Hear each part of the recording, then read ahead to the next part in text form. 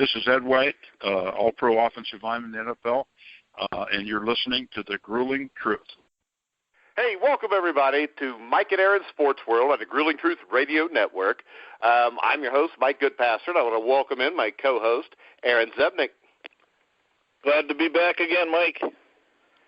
Well, I'm glad you're back. Let's see. So how'd your semi-pro team do last week? Let's not talk about that. Okay. I only ask you when you lose because that's the only time it's fun for me to ask. All right.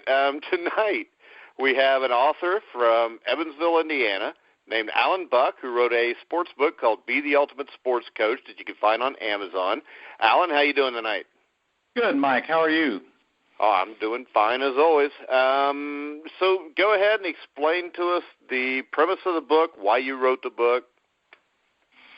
Okay. Well, thank you, Mike. I coached 25 years ago when my kids, I'm a single parent, 2 boys, and when they started getting involved in sports, I was watching the first year, and I thought, I really want to get involved and try to help guide them and the other kids through what they were going to go through. And I found when I started, I didn't have any idea that I was just going to love what I was doing, and I stayed with it. And this is 25 years later. That led to football, basketball, baseball, and youth sports, then into high school basketball, and then went into middle school football and basketball. And what I saw along the way were an awful lot of good teaching lessons, an awful lot of bad teaching lessons, and unfortunately, it seemed that the bad teaching lessons were more prevalent. And so what I did, I just started writing about the experiences that I'd had, some directly, some experiences that I had watched throughout the different leagues and things. And so I try. What the purpose of it is to help all kids that are going to be involved in youth sports by helping their coaches to maybe see that there are some different ways and better ways of pushing the kids to the best of their potential.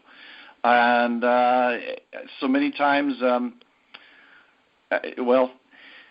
you see so many things that you think, well, once they're going to get into high school and all, they've got professional coaches, these things are going to change. It's no longer going to be about the coach's son or the coach's fishing buddies boys or what have you, and you see that's not the truth, and you see so many other things that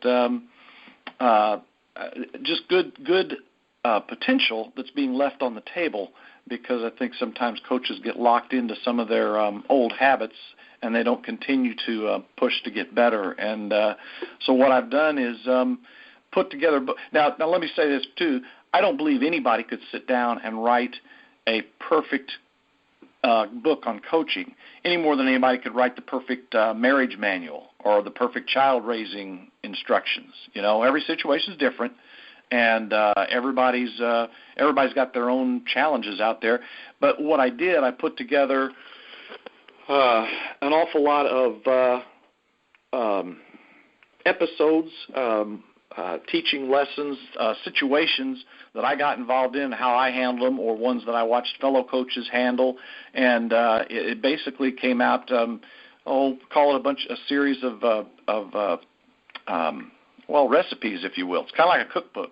You're going to read this book, and this book, by the way, as it came out, it is, if you're in the early stages of your coaching career, this is going to help you through the learning curve in a big, big way, because no matter how well you know the sport you're coaching, you're not prepared for the challenges of teaching that sport to the kids of all these ages that I address. And again, I don't touch college or pro, but it's from age 6 to 18, basically. I still remember when I first was going to start this, it was actually going to be T-ball. And I'm thinking, I know more than they do. This will be easy. And I can still remember that thought going through my head, and I went out, and boy, how naive I was. That actually became the title of one of the chapters. But anyway, if you're more experienced, this book's going to show you a lot of teaching options you may not have thought of. Might point out some of the old habits you've fallen into that, maybe you have to see it in print before you realize, oh yeah, I can do this. But having said all that, whether you're experienced, relatively new to coaching ranks, just starting out, or thinking about getting involved, there is something for you in this book, and it's there's an awful lot of good in here. But like I said, when I was going back to the analogy of the recipes, you're going to read some things in here, and you're going to see it as a perfect fit for your coaching situation, and you're going to think, hey, I can use that. You're going to see other situations that you'll say, well, that doesn't quite fit me, but I can change it a little bit, and then it's going to fit. And then still other things are going to make you think, and you'll come up with your own solutions and your own ways of addressing different problems that you have.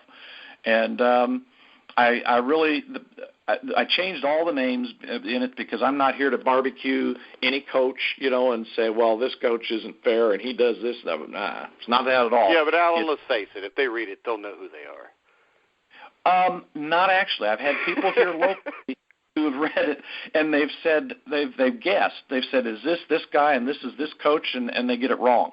So I'm proud that at least I disguise as that. Now, there will be a few here locally. There will be a few, and they'll pick out, and they'll know who this and this and this is.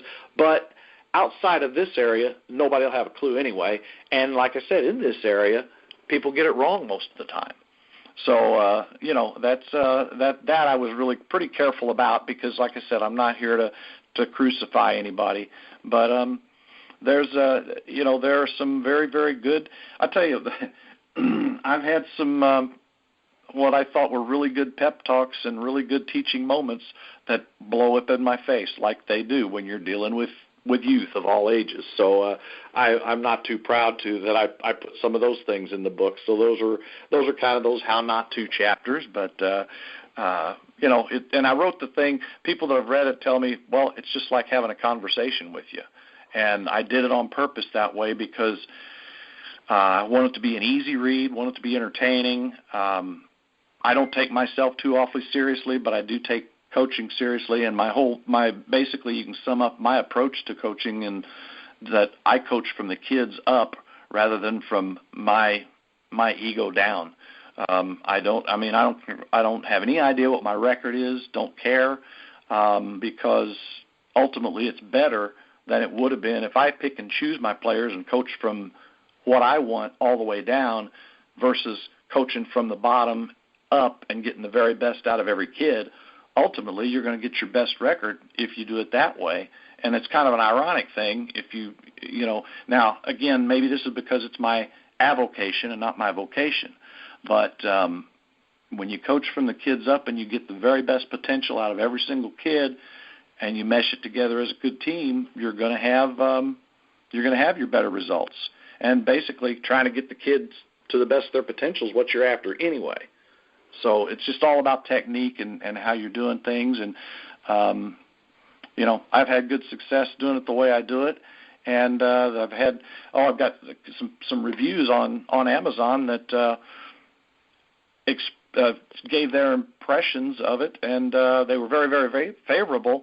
But I didn't. They put it in ways that I wouldn't have described it. But they nailed it. They got they were paying attention when they were reading. So, the things that you're looking out of your kids to try to get out of your kids. Of course, you want to. And by the way, I don't address a lot of X's and O's. I kind of take that for granted in a way that you should know your sport. And I'm not going to. Well, if you get into X's and O's, I might advocate the Air Corps yell, and you might advocate three yards in a cloud of dust. Well, that's just a whole philosophical difference, and it's not about that at all, and that's not what I wanted to get into. It's about the kids and what you're teaching, and in youth sports particularly, the actual teaching of the game and the techniques and all. And yes, you do want to teach the fundamentals, you do want to teach the game and all, but there's so much more to it than that, and that there are an awful lot that coaches are leaving on the table because they don't quite get it and they don't quite understand what all there is. The other thing that I looked at is a lot of coaches teach players, they teach them how to obey, not how to think the game and how to learn. Coaches tend to be a little bit more they want to run the whole show, which I understand that, but you can't, once the ball's snapped or once the tip-off's made or whatever, you can't dictate what's going to happen on the field. The kids have to know how to think the game, not just, the coach told me to do this, so I have to go do this. Well, one of the titles of the chapter is Go Stand on the Block, okay? It's a basketball reference, but if you go to stand on the block because that's what the coach said and there's somebody already standing on the block, well, what the heck do you do when you get there? The kid has to know how to adjust and how to think. That's the way life is. You're going to have to think when a curveball gets thrown to you. And too many coaches don't they teach you to do what I tell you to do. And I understand that, and I run a disciplined approach too. But you also have to have the flexibility in that because ultimately the kid on the floor is going to be the one making the play.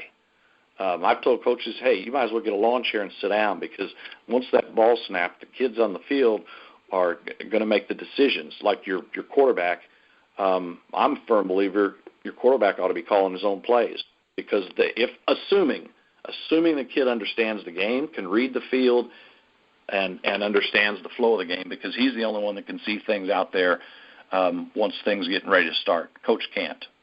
So.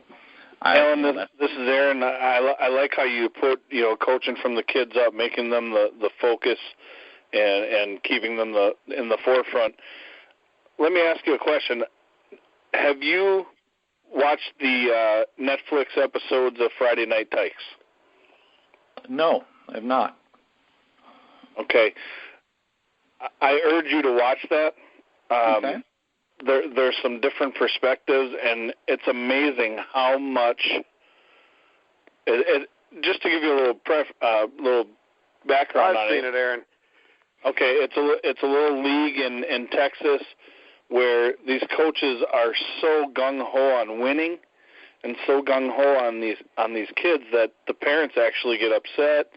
I don't want to ruin the whole thing for you, but I urge you to go watch that. You will be either appalled or want to look these people up. I mean, it's bad how they put winning and sportsmanship, is on the back burner. Winning is on the forefront. And some of the things they say to these kids, it's like if my kid was out there, that would be the last day they're out there. I coach youth football as well. Mm-hmm. And I've coached youth football since I was about 22 years old. I ran my own program. And I've always had the method of keep it simple, stupid, because what happens is, like you said, if you tell the kids exactly what to do, they're going to get out there, the defense is going to line different or what have you, and then they're going to say, well, Coach, you told us to do this, and then they're going to be confused and they're going to question you. So, yeah, I like what you're saying with the keep it simple, let them kind of learn how to adjust to the curveballs, and I think that goes with all sports. You're exactly right, and I tell you two things. One of them, my year of coaching, I assisted. It was football, and it was a 24-year-old kid. He, by the way, he played in the 100th anniversary of the Monon Bell game. Oh, Wabash, Nepal, yeah. right? The score of the game score going into that game was 45, 45, and 9. After 99 years, those teams were tied going into that game. But anyway, that's just a little side thing. But he, and I don't know how you were as a 22-year-old, but he was a 24-year-old kid, and he's telling these boys things. And I knew nothing about coaching football at that time, so I just listened to him. And when he finished talking to the kids, I looked at them, and they had a lot of little empty helmets in there because he used high school words. So I would listen to what he'd tell them, and then I would turn and look at the kids and re-explain it in words that kids that age, he'd never had children. So I knew how to talk to kids that age, and I would explain. And it was so funny. First he would look at me like, I just told him that. What are you doing? And it didn't take long before he realized, and so he would come to me and he'd say, okay, how do I say this to them? How do I teach a kid how to break down when you're trying to contain the outside? That doesn't mean anything to a kid, that phrase I just used. So you have to explain and break it down into little bitty words. And we were a great pair. Our kids learned more in that first year and this was 6, 7, 8, 9-year-olds. So that was their first introduction to football. But with his knowledge of the game and me to translate, they learned an awful lot. But the other thing is that you were talking about when kids coaching basketball now, the most often answer that I give them when they ask me, okay, now when I come to set the screen or when I go to do this or when I go to how do I do this? And usually my answer is, well, that depends.